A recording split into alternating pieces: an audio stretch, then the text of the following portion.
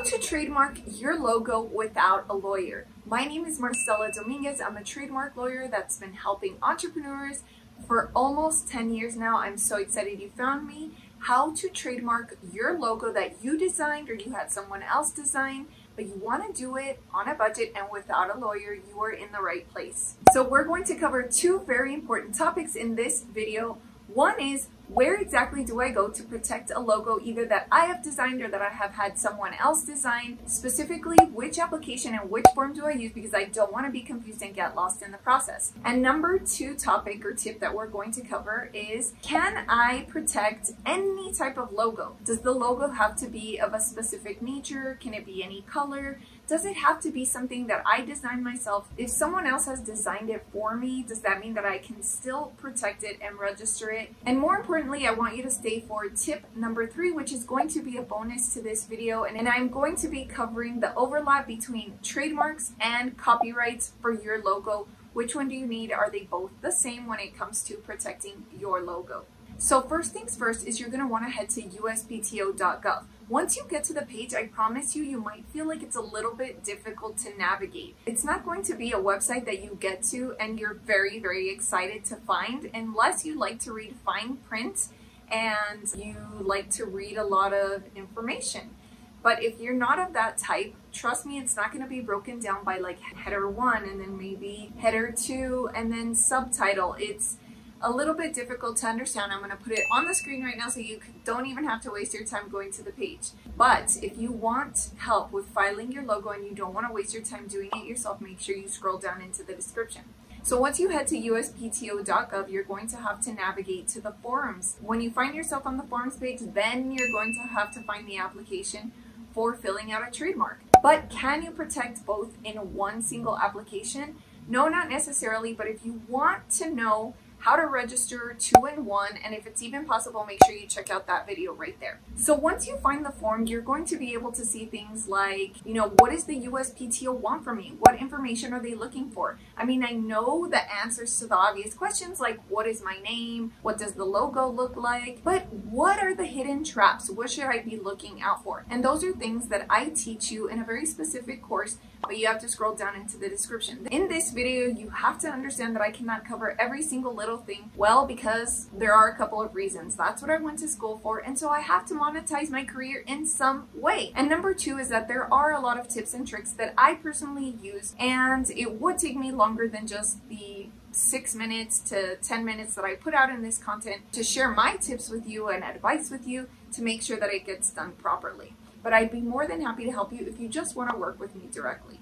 So on the USPTO website, you'll also be able to find information like, how much is it going to cost me to submit this application for a logo? Do I have to pay this upfront? Does the USPTO allow payment installments? And will I get my money back if I do not get my logo approved? Sadly, the answer is no. The USPTO does not issue refunds, so you want to make sure that you're submitting your logo properly the first time around so you don't have to worry about losing out on the $350 that it currently costs right now in 2022, specifically August of 2022.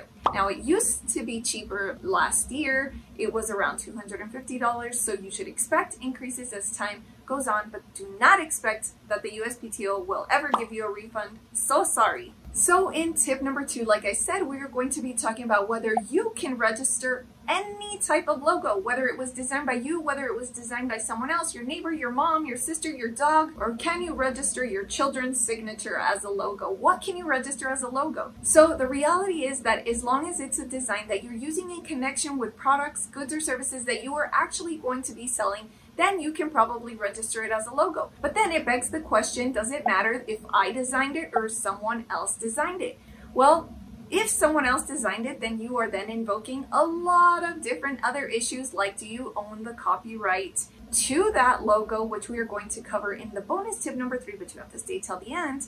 But depending on who designed it, you have to ask yourself, do I actually own it? If you are the actual owner, then the answer would probably be yes, you can register it as a trademark, but then there's still another bullet that you have to take into consideration if you want to register a logo, and that is, am I causing confusion with somebody else's logo? So let's say you want to register a star, or let's say you want to register paw prints that you designed on Adobe or something. You have to ask yourself, am I using a star that's too similar to the Converse logo on tennis shoes? What if I use the paws? Is that too close to this football logo that I've seen before? The question you have to be asking yourself is, will I possibly be infringing on somebody else's trademark who also uses the paw print or who also uses that star print? Are consumers going to be potentially confused as to who owns this trademark because mine is too similar to that one?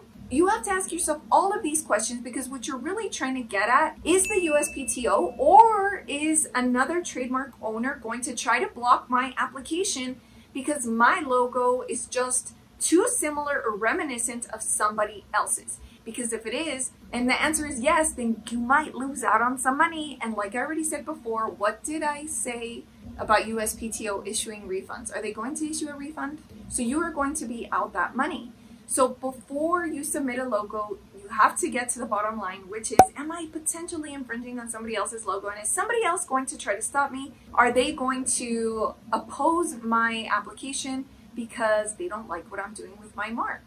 So that's a pretty serious question that you have to ask yourself. So I'm glad you're staying for tip number 3 because that is also really, really important. And in this bonus tip, we are going to be talking about the intersection between trademarks and copyrights. Now, when you're talking about protecting a logo without a lawyer or even with the help of a lawyer, you're going to want to ask yourself who truly designed this and who truly owns it. Because lots of times if you have used a place like Fiverr or Upwork, some other freelancer or a graphic designer of your choosing to design it for you, there can be a lot of hidden terms in the contracts, or let me tell you something, some of you guys don't even use contracts. So then big question mark as to who actually owns that design. So if you do have a contract, you have to make sure that you are the rightful owner of that design, even if somebody else has designed it.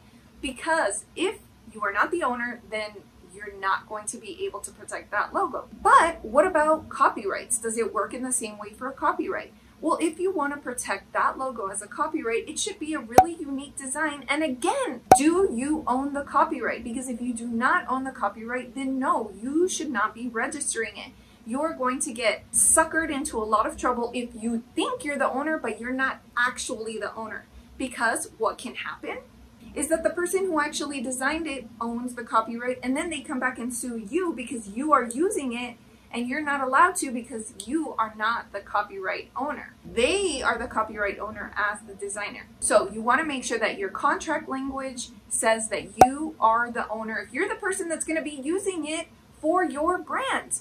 And where do you get a contract that says that? We'll scroll down into the description where I have a contract that you can use if you don't have one already. You want to make sure that you are the proper owner, but if you don't know which contract you should be using, send me an email. It is always free to do so, and I will direct you in the right place so that you can be sure you are the trademark owner and the copyright owner of your new logo design that you love so much and that you surely want to protect either with a lawyer or without a lawyer. So if this video was helpful and you learned something, please tell me in the comments below what you learned and how it was helpful.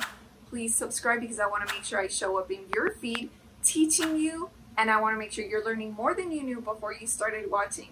I hope to catch you in the next one, but please don't forget to watch this video, which is an amazing follow-up to this video, so you can continue to learn what you should be doing with your trademark, with your copyright in your business journey.